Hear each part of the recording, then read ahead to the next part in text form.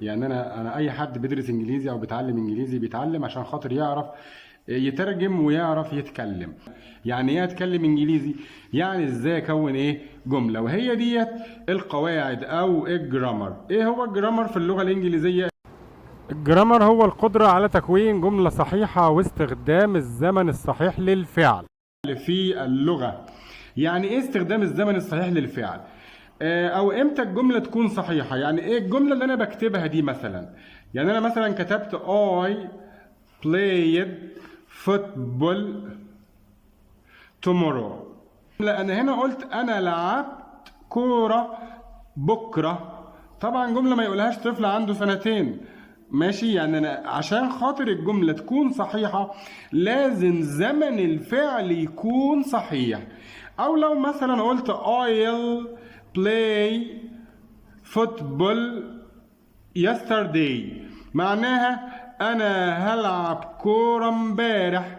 طبعا انا جبت هنا فعل في المستقبل مع ظرف يدل على الماضي. الجمله دي كلها كده غلط. ليه الجمله دي غلط؟ عشان خاطر الفعل او زمن الفعل في الجمله غلط. يبقى انا عشان خاطر اكون جمله صحيحه لازم اظبط الفعل اللي في الجمله. تمام؟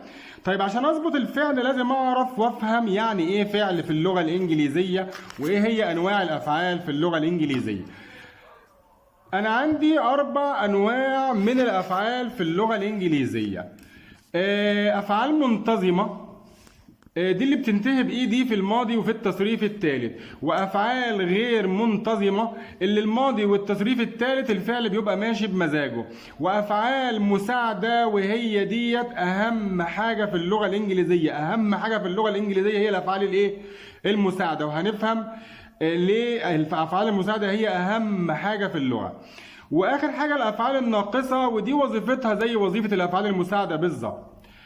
في حاجة تانية لازم افهمها عن الفعل، ان الفعل في اللغة الانجليزية له 5 تصريفات. الفعل له كام تصريف؟ 5 تصريفات. الفعل ممكن يكون مصدر، وممكن يكون مضارع، وممكن يكون ماضي، وممكن يكون تصريف ثالث، وممكن يكون مصدر مضاف له ING. تمام؟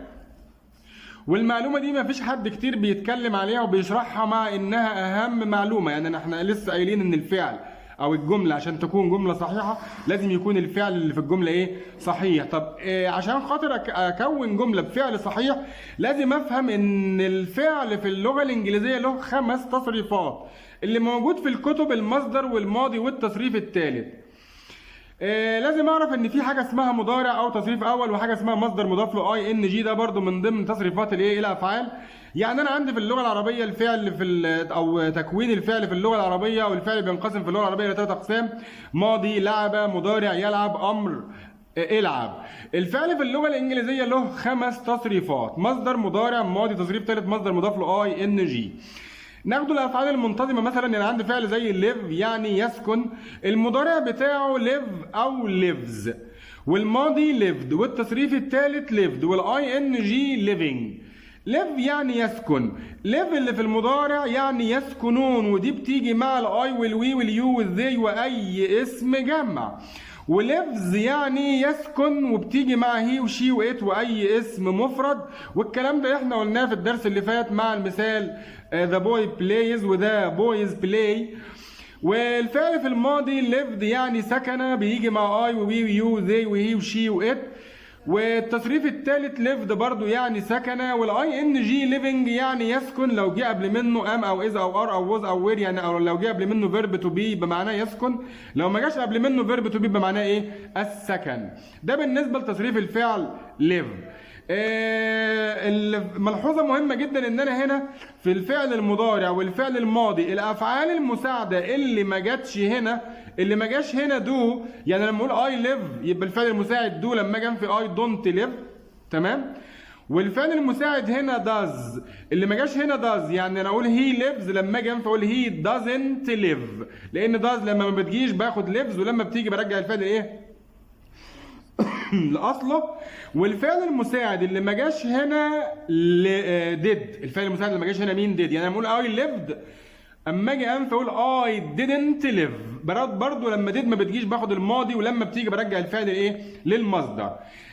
lived بيجي بعد has او have او had، التصريف الثالث بيجي بعد has او have او had او بعد فيرب تو بي في المبني للمجهول، والاي ان جي ده بيجي بعد فيرب تو بي او بعد اي حرف جر غير تو، والمصدر بيجي بعد الافعال الناقصه وبعد فيرب تو دو بعد تو.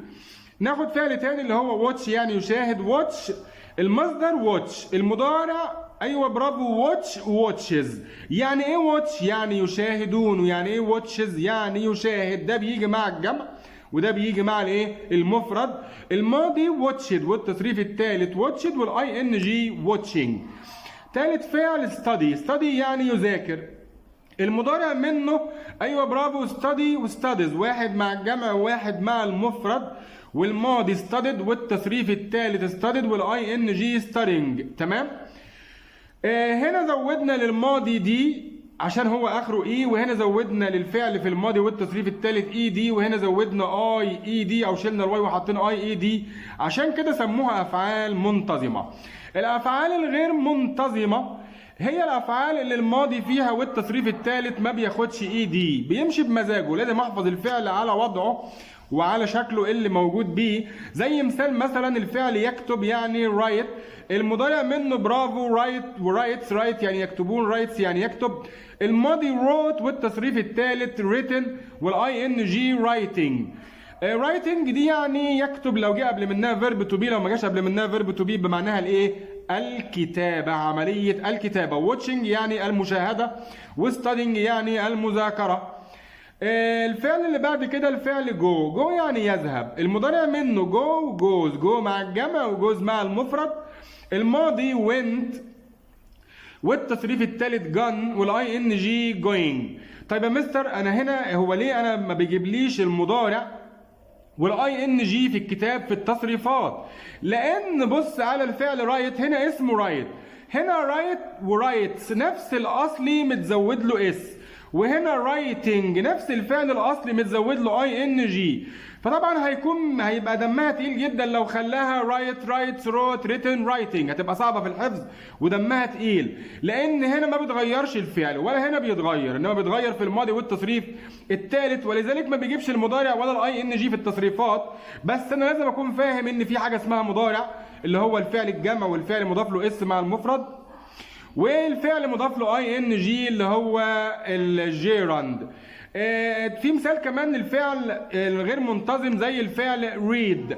الفعل ريد يعني يقرأ، المضارع منه ريد او ريدز، الريد مع الجمع وريدز مع المفرد.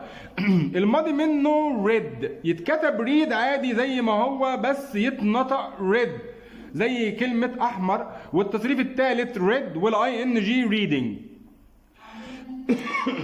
في ملحوظة مهمة جدا هنا هتفيدني وانا بحل مثلا اي روابط زي when او if. لما اقول مثلا when he read the paper، الجملة اللي بعدها هتاخد ماضي ولا مضارع؟ لما يقول لي he read، لما يجيب he ومعاها read، اذا الريد هنا في الايه في الماضي. لانها لو مضارع كان بقى هي اسمها هي ايه when he ايه reads. تمام. هتيجي معانا في الدروس بعد كده وهنشرحها بالتفصيل. الافعال المساعده، وطبعا لما نقول الافعال المساعده لازم تضرب تعظيم سلام وتقف تعمل احترام للافعال المساعده، لان الافعال المساعده هي كل في اللغه الانجليزيه. وهم 3 افعال، الفيرب تو دو والفيرب تو هاف والفيرب تو بي، وبناخد منهم المضارع والماضي فقط بيكون افعال مساعده. يعني الافعال المساعده من فيرب تو دو داز والماضي ديد. دان مش فعل مساعد، والفعل المساعد من الفيرب تو هاف وهاز، والماضي هاد وهاد التصريف الثالث ده مش فعل مساعد، والفعل المساعد من الفيرب تو بي ام واز وار، والماضي بتاعهم واز ووير.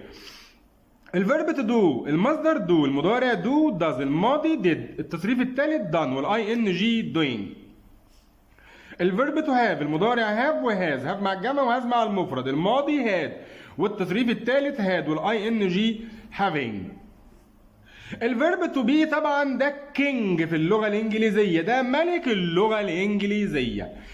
اكتر من 70% من قواعد اللغة الانجليزية موجود فيها verb to be. مستحيل تشوف صفحة في الكتاب مش موجود فيها am او is او are او was او were. ومعظم القواعد في اللغة الانجليزية بيجي معاها verb to be مشترك معاها في نفس القاعدة، وليه خاصية لوحده بينفرد بيها عن بقية الافعال كلها. وبرضه ليه خاصية تانية ان هو الفعل الوحيد في اللغة الانجليزية اللي المضارع بتاعه كام فعل؟ 3 افعال. والفعل الوحيد في اللغة الانجليزية اللي الماضي بتاعه كام فعل؟ فعلين. اي فعل في اللغة الانجليزية المضارع بتاعه 2 مفرد وجمع مفرد وجمع، ما عدا فيرب تو بي المضارع بتاعه 3 ام مع الاي واز مع المفرد وار مع الجمع. اي فعل في اللغة الانجليزية الماضي بتاعه فعل واحد بيجي مع المفرد وبيجي مع الجمع، ما عدا فيرب تو بي الوحيد اللي ليه 2 في الماضي، واحد مفرد واز وواحد جمع وير. تمام. واز بتيجي مع اي ومع الجمع ومع المفرد، اسف، واز بتيجي مع اي ومع المفرد، ووير بتيجي مع الجمع. وبين ده التصريف الثالث، وبينج ده الاي ان جي. كل الطلبه بيسالوا يا مستر هو الاي ده مش بيجي مع الجمع؟ اي ليف واي واتش واي ستادي واي رايت واي جو واي ريد واي دو واي هاف. طب ليه هنا واز، ليه اي هنا جه مع المفرد؟ لان واز هي الفعل الوحيد في الماضي اللي مفرد. يعني الماضي كله ما فيهوش مفرد وايه وجمع. الماضي كله فعل واحد بيجي مع المفرد والجمع، ما عدا الفيرب تو بي الماضي الوحيد اللي فيه مفرد وجمع هو فيرب تو ايه تو بي. واحد الواز بيجي مع الاي والمفرد، ووير بتيجي مع الايه مع الجمع. يعني فيرب تو بي هو الفعل الوحيد في اللغه الانجليزيه اللي فيه مفرد وجمع، لذلك الاي هنا بتيجي مع الايه مع المفرد. الافعال الناقصه، والافعال الناقصه ديت شغلتها الوحيده في اللغه الانجليزيه ان هي افعال مساعده تستخدم لتحديد زمن الفعل وتنفي وتسال. سموها افعال ناقصه ليه؟ لان ملهاش مصدر وملهاش تصريف ثالث. ليه سموها افعال ناقصه؟ لان ملهاش مصدر وملهاش تصريف ايه ثالث. الافعال الناقصه ويل وود كان كود شال شود ماي مايت وماست ملهاش ماضي. طب يا مستر انا فهمت ان الفعل في اللغه الانجليزيه له مثلا 5 تصريفات. ده هيفيدني في ايه في اللغه الانجليزيه؟ هيفيدني ان انا اعرف اكون جمله صحيحه، لان احنا لسه قايلين الجمله تكون صحيحه لو الفعل صحيح. الجمله تكون صحيحه لو الفعل صحيح، لو الفعل غلط الجمله كلها تكون غلط. طيب هيفيدني ازاي الفعل في اللغه الانجليزيه؟ تعالوا نشوفوا ازاي اكون جمله في اللغه الانجليزيه. لما اجي اكون جمله في اللغه الانجليزيه لازم اركز على حاجتين مهمين جدا. او عشان يكون الجمله صحيحه لازم يكون الفعل صحيح، وعشان يكون الفعل صحيح لازم اركز في حاجتين. لازم اوفق الفعل المساعد مع الفاعل، ولازم اوفق الفعل الاساسي مع الفعل الايه المساعد. يعني ايه الكلام ده؟ هي الجمله بتتكون من ايه الاول؟ الجمله بتتكون من فاعل، فعل مساعد، فعل اساسي، والتكمله. الجمله الخبريه لما اجي اكون جمله في اللغه الانجليزيه عايز اكون جمله صحيحه لازم ابدا بايه؟ بفاعل. والفاعل ده حاجه من اتنين، يا اما نون او اسم، يا اما برونون او ضمير. تمام. وقلنا الحصه اللي فاتت ان الاسم فيه منه مفرد وجمع، والضمير برضو فيه منه مفرد وجمع، وببني الفعل بعد منها حسب الفاعل سواء مفرد او ايه او جمع. لما اجي اكون جمله لازم ابدا بفاعل سواء كان اسم او ضمير، وبعد منه فعل مساعد اللي احنا قلنا عليهم ام واز وار ووز ووير وهاز وهاف وهاد وويل وود وكان وكود ودو داز وايه وديد. وبعد كده الفعل الاساسي اللي هو يلعب ياكل، اي فعل في اللغه الانجليزيه، وبعد كده التكمله. قلنا عشان الجمله تكون صحيحه لازم اوفق الفعل المساعد مع الفاعل. يعني لازم اوفق الفعل المساعد مع الفاعل، يعني لو الفاعل مفرد يكون الفعل مفرد، ولو الفاعل جمع يكون الفعل ايه جمع. ولازم اوفق الفعل الاساسي مع الفعل المساعد. تعالوا نشوفوا يعني ايه نوفق الفعل المساعد مع الفاعل ونوفق الفعل الاساسي مع الفعل المساعد عشان الجمله تكون صحيحه. طب لو قلت اي از كل الجمله غلط، لو قلت اي ار كل الجمله غلط. طب لو قلت هي اقول هي از، لو قلت شي از، ات از. ذا بوي اسم مفرد ياخد ايه از. طب لو قلت ذا بوي ار كل الجمله غلط. لو قلت ذا بوي ام كل الجمله غلط. طب لو قلت وي ام الجمله كلها غلط. لو قلت يو ام او يو از او يو ام الجمله غلط. لو قلت يو از الجمله غلط. طب قلت يو ار الجمله كده صح. يعني لازم اظبط ام مع الاي واز مع المفرد وهي وشي وات وار مع الجمع ووي ويو ايه وزي. كده الشق الاول من الجمله صحيح. نيجي بقى للشق الثاني. ام واز وار لازم يجي وراهم الفيرب اي ان جي، تمام، عشان الجمله تكون صحيحه. عندي مثلا ام واز وار لازم اجيب وراهم الفيرب اي ان جي. يعني انا ام واز وار لازم يجي وراهم اي ان جي. يعني انا لو قلت مثلا I am، لو قلت مثلا I am live، لو قلت I am ايه؟ I am live الجملة كلها تكون ايه؟ غلط. لو قلت I am lives كل الجملة غلط. لو قلت I am lived كل الجملة غلط. لو قلت I am living كده الجملة صحيحة. يبقى أنا عشان أظبط الجملة لازم أظبط الفعل المساعد والفعل الأساسي، أظبط الفعل المساعد مع الفاعل والفعل الأساسي مع الفعل الإيه المساعد. لما أقول I am كده الجملة نصها صح. طب لو قلت I am live كده الجملة النص التاني غلط، اللي هو الجزء بتاع الفعل الأساسي مش مظبوط مع الفعل الإيه؟ المساعد. I am playing. He is going. We are doing. I am having. تمام كده الجملة بتاعتي صحيحة مليون في المية. ناخد بعد كده الواز والوير. اظبط الواز مع الفاعل ازاي؟ واز بتيجي بعد اي وهي وشي وات واي اسم مفرد. واز بتيجي مع اي وهي وشي وات واي اسم مفرد. ووير بتيجي مع وي ويو زي واي اسم ايه؟ جمع ياخد وير. لو قلت اي وير كل الجمله غلط. لو قلت هي وير كل الجمله غلط. طب لو قلت وي واز كل الجمله غلط. لازم اظبط الفعل المساعد صح مع الايه؟ الفاعل. لو مفرد اخد مفرد، لو جمع اخد ايه؟ جمع. ده الشق الاول من الجمله. طب الشق الثاني، الواز والوير دول الماضي بتوع الفيرب تو بي، وبرده لازم يجي وراهم الفيرب اي ان جي. يعني انا قلت اي واز ليف الجمله غلط. اي واز ليفد الجمله غلط. اي واز ليفز الجمله غلط. طب اي واز ليفينج كده الجمله تبقى صح. ليه؟ لان الواز والوير لازم يجي وراهم اي ان جي. يعني انا عندي الجمله عشان اظبطها لازم اظبط الفعل المساعد مع الفاعل ولازم اظبط الفعل الاساسي مع الفعل المساعد. كده الجمله بتاعتي صحيحه مليون في الميه. الفعل المساعد اللي بعد كده الفيرب تو هاف في المضارع. عندي الهاز والهاف. هاز بتيجي مع هي وشي وات واي اسم مفرد، وهاف بتيجي مع اي ووي ويو زي واي اسم جمع. طيب يبقى انا كده لو قلت هي هاف الجمله غلط، شي هاف الجمله غلط. لو قلت اي هاز كل الجمله غلط. لازم اظبط الفعل المساعد لو مفرد، لو الفاعل مفرد الفعل المساعد يكون مفرد، لو الفاعل جمع الفعل المساعد يكون جمع. الشق الثاني من الجمله ان هاز وهاف بيجي وراهم تصريف ثالث. يعني انا لو قلت he has playing كل الجمله غلط. he has plays كل الجمله غلط. لو قلت he has play برضه كل الجمله غلط، لان انا لازم الهاز والهاف يجي وراهم ايه؟ التصريف الثالث للفعل. كده الجمله تكون صحيحه مليون في الميه. الفعل المساعد اللي بعد كده هاد، وهاد طبعا بيجي مع المفرد والايه؟ والجمع، فما بيشغلنيش من يم الفاعل، بيجي مع المفرد وبيجي مع الجمع، ما يزعلنيش من الجنب ده، بس يزعلني من هنا لان هاد بيجي وراها تصريف ثالث. يعني ايه هاد بيجي وراها تصريف ثالث؟ يعني نقول مثلا I had played, I had gone, I had done, I had had. ايه يا مستر حاجه اسمها هاد؟ عادي جدا. هاد هنا فعل مساعد بستخدمها عشان اعرف الزمن وبنفي وبسال بيها، وهاد هنا فعل ايه؟ اساسي ملهاش علاقه. معناها اي هاد يعني انا كان عندي عربيه مثلا. لو قلت اي هاد كار مثلا. بعد كده ناخد الافعال الناقصه ويل وود كان كود. برضو بييجوا مع المفرد والجمع، ما بيفرقوش من يم الفاعل، بس بيفرقوا من يم الفعل ان لازم ويل وود والافعال الناقصه كلها بيجي وراها الفعل في الايه؟ في المصدر. يعني لو قلت اي ويل بلاينج كل الجمله غلط. اي ويل بلايد كل الجمله غلط. I'll play كده الجمله صحيحه. يبقى انا اظبط الجمله لما اظبط الفعل المساعد مع الفاعل، واظبط الفعل الاساسي مع الفعل الايه؟ المساعد. كده الجمله بتاعتي تكون صحيحه بالكيفيه دي كده. ام واز وار وواز ووير يجي معاهم اي ان جي. هاز وهاف وهاد يجي وراهم تصريف ثالث، والافعال الناقصه يجي وراها المصدر.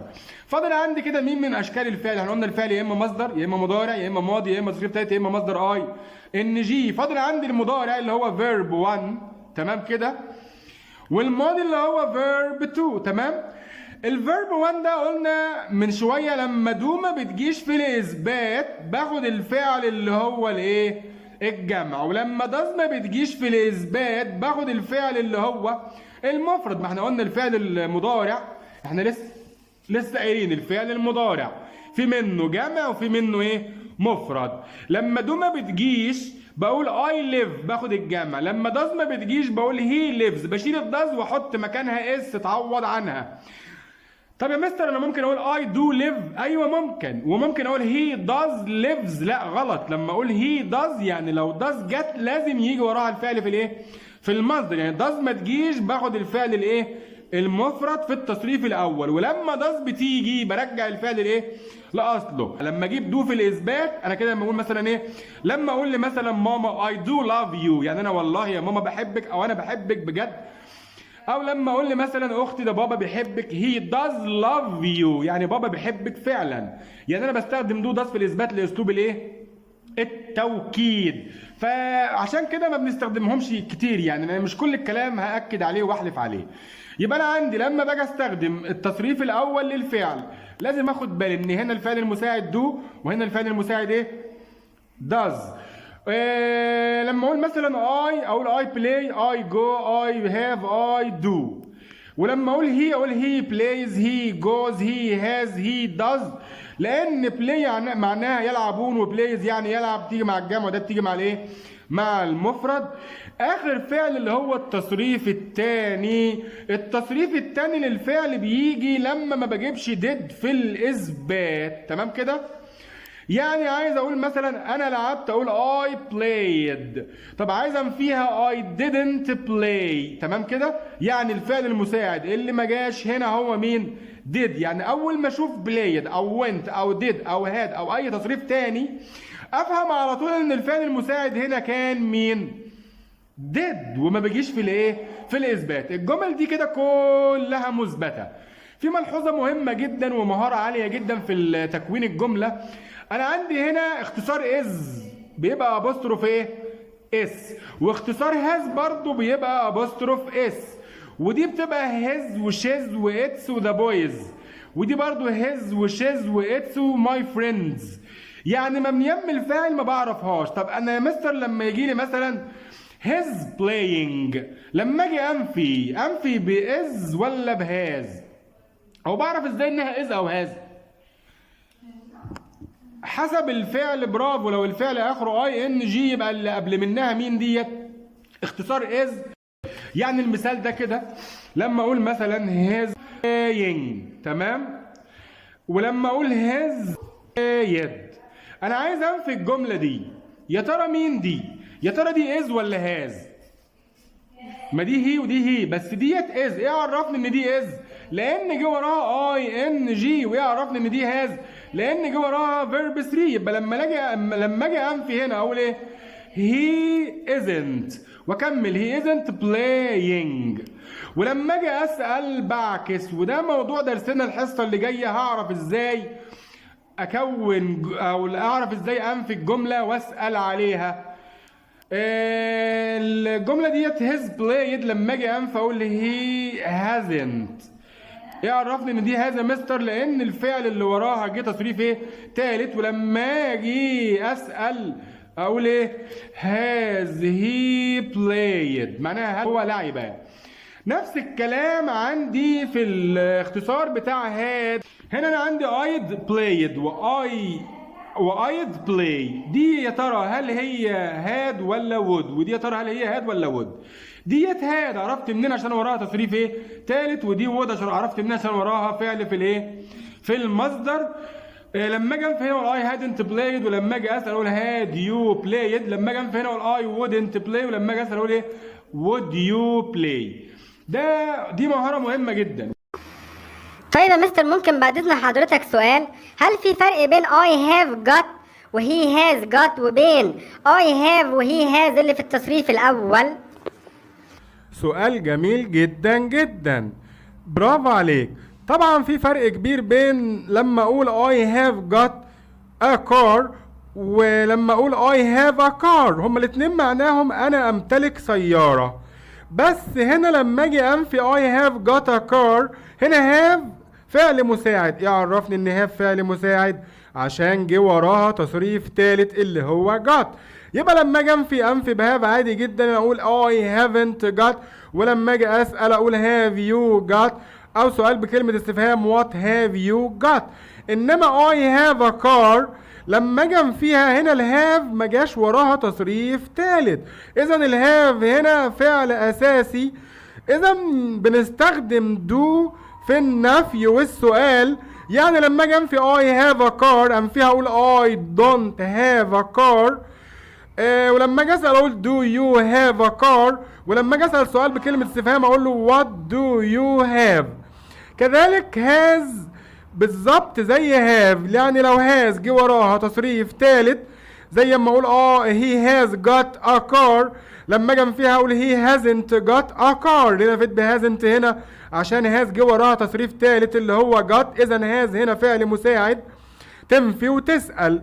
انما المثال الثاني لما قلت he has a car، هنا الهاز ما جاش وراها تصريف ثالث، اذا الهاز هنا فعل اساسي. اذا بستخدم does لنفيها لانها مفرد، واقول he doesn't have a car. ولازم اخلي بالي ان انا لما نفيت ب doesn't رجعت has للمصدر، لان does لازم يجي وراها المصدر. وده بيفكرنا بقاعدة مهمة جدا جدا في اللغة الانجليزية اللي هي necessity and obligation او قاعدة الضرورة والالزام. لما اقول مثلا I must wear a helmet، بتساوي بالظبط لما اقول I have to wear a helmet. هنا استخدمنا have to ويجي وراها المصدر. طب لما اجي انفي I have to هل هقول I haven't to؟ طبعا غلط، لان احنا قلنا بننفي بهاف لما يجي وراها تصريف ثالث فقط، يعني لما تكون فعل مساعد. ولما ما يجيش وراها تصريف ثالث بنفيها بدونت عادي زي اي فعل في المضارع. يعني I have to wear a helmet، النفي بتاعها I don't have to wear a helmet، والسؤال بهل do you have to wear a helmet. نفس النظام has لما اقول مثلا he has to wear a uniform، لما اجي فيها ما نفيش ب hasn't لان has ما جاش وراها تصريف ثالث، اقول he doesn't have to wear a uniform. تمام. وكذلك الهاد في الماضي بتعامل نفس المعاملة. لما اقول مثلا I had got a car، لما اجي فيها اقول I hadn't got a car، ولما اجي اسال اقول had you got a car. انما لو قلت I had a car لما اجي فيها اقول I didn't have a car، لان had ما جاش وراها تصريف ثالث. اذا فيها didn't، ولازم اخلي بالي ان انا لازم ارجع had لاصلها تبقى have، يعني اقول I didn't have a car. ولما اسال اقول did you have a car. والمعلومة دي بتساعدني كتير جدا وتخلينا نفرق بين الحالة التانية والحالة التالتة من حالات if بكل سهولة. يعني لما يقول لي مثال مثلا if I had a lot of money غير لما يقول لي if I had got a lot of money. المثال الاول لما قال لي if I had a lot of money ديت had اللي هي التصريف الثاني، يبقى اخد هناك I would buy a car. والجملة اللي بعدها لما قال if I had got a lot of money هنا دي الحالة الثالثة، هقول I would have bought a car. ده يخلينا نفرق بين الحالة الثانية والحالة الثالثة من حالات if بسهولة. لما هاد يجي وراه تصريف ثالث يبقى دي حالة ثالثة، ولما هاد ما يجيش وراه تصريف ثالث تبقى هاد هنا تصريف ثاني، اخد هناك would والمصدر. يبقى انا عمري ما هفهم انجليزي غير لما اعرف ازاي اكون جملة صحيحة. طب اكون جملة صحيحة ازاي؟ لما يكون الفعل صحيح. طب يعني عشان خاطر يكون الفعل صحيح ايه اللي لازم افهمه وايه اللي لازم اعمله؟ لازم افهم ان الفعل له 5 تصريفات، وان انا لازم اوفق الفعل المساعد مع الفاعل، ولازم اوفق الفعل الاساسي مع الفعل المساعد. احنا عملنا لكم 3 جمل باول 3 افعال مساعده، وانتوا هتكملوا الباقي كل فعل مساعد تاخدوا بيه جمله. لو استفدتوا من الدرس وعجبكم اعملوا لايك وما تنسوش تعملوا اشتراك في القناه عشان يوصلكم الدروس اول باول.